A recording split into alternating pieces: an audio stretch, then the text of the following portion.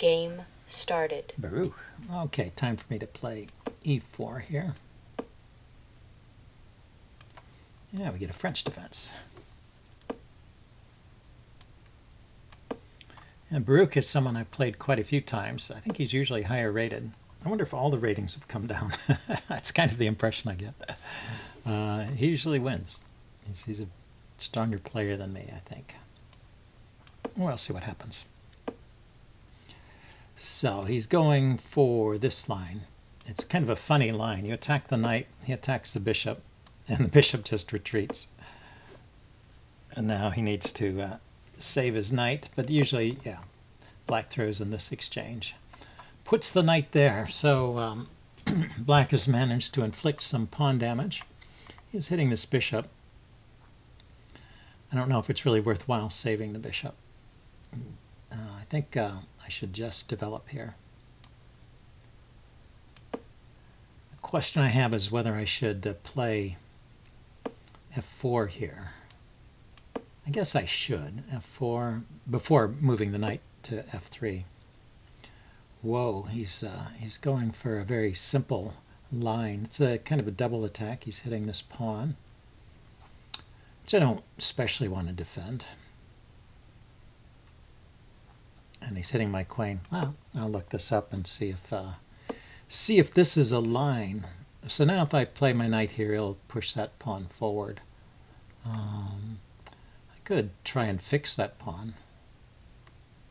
He can pile up on the on the H file immediately, can't he?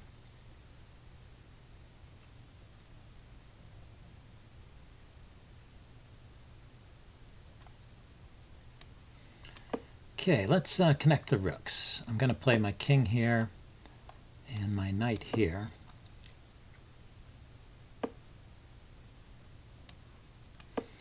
And the point of connecting rooks is so that there's no pin on the H file. The rooks are connected here, and then we'll see what white does with this formation here.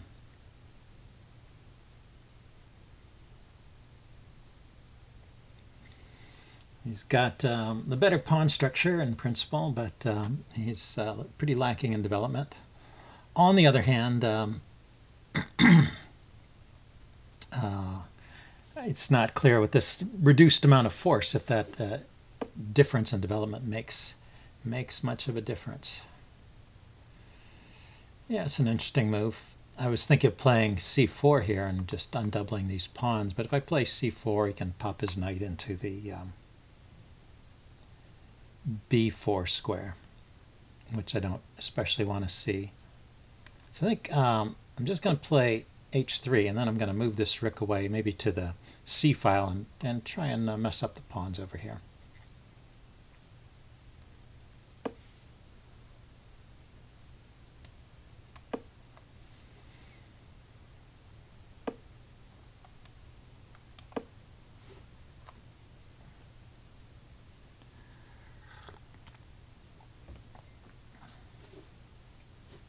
And my king is just going to stay in the center. That's the plan.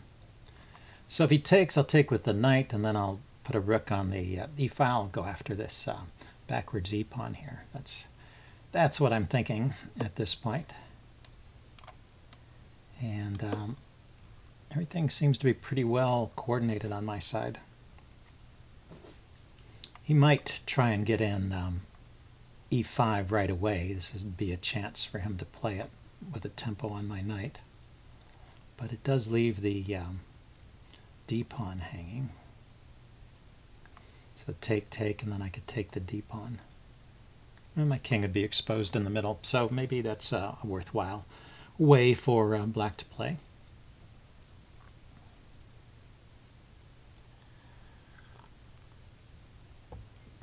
I guess my g pawn here is somewhat backwards, but it's defended by the knight at the moment. And the knight can be chased away. So in that sequence that I was thinking about with e5, takes, the knight ends up over here. So he's going for it, but I have the rook to defend the b pawn.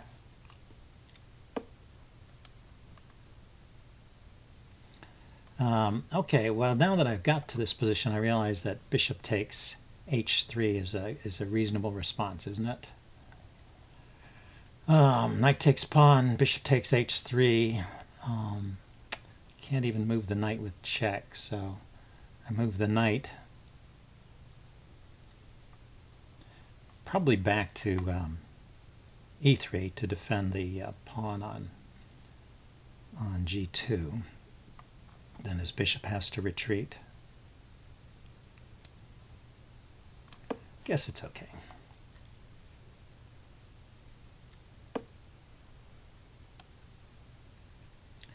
Is there anything else here? You know, so once again I see a problem. I see a problem, which is that after I retreat the knight, he can push that pawn forward, exploiting the pin on my bishop here. I can take his bishop. He has to take my knight. And then I can unpin, but he'll grab another pawn.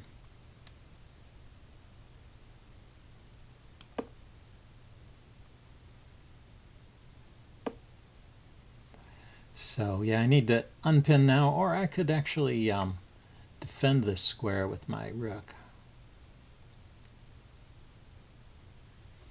Push this pawn forward, but that would let his knight hop in.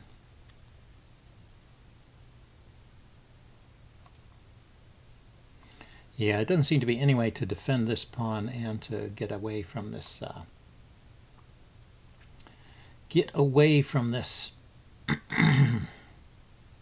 pin on my bishop. So let's see. After he takes here, his back rank is going to be empty. So I do have the check.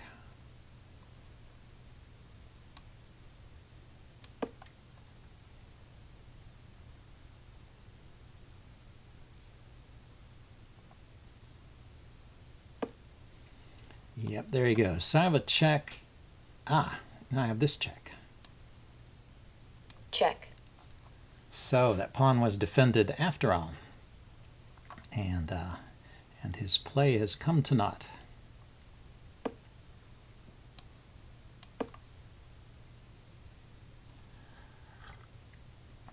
It's the danger of calculating ahead and then moving, making the move you planned. Black resigns. When you calculate ahead, you should still check again when you get to the time to play the move, especially in a time control like this.